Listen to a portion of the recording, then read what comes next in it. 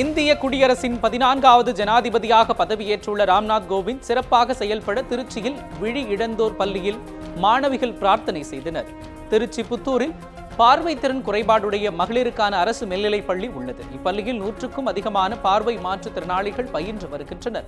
இப்பள்ளியில் நாள்தோறும் காலை இறைவணக்கம் நடைபெறுவது வழக்கம். 2வது மாதிரி தேர்வு நடைபெற்று வரும் நிலையில் இன்று காலை இறைவணக்கம் நடைபெற்றது. அப்போது இந்திய குடியரசின் 14வது ஜனாதிபதியாக பதவியேற்றுள்ள ராம்நாத் கோவிந்த் சிறப்பாக செயல்பட்டு நமது நாட்டின் பெருமையை உயர்த்திட வேண்டும் என மாணவிகள் இறைவனிடம் பிரார்த்தித்தனர்.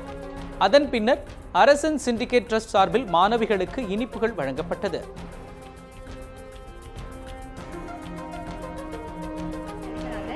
ராம்நாத் கோவிந்த் அவர்கள் பொறுப்பேற்றுள்ளார்கள்.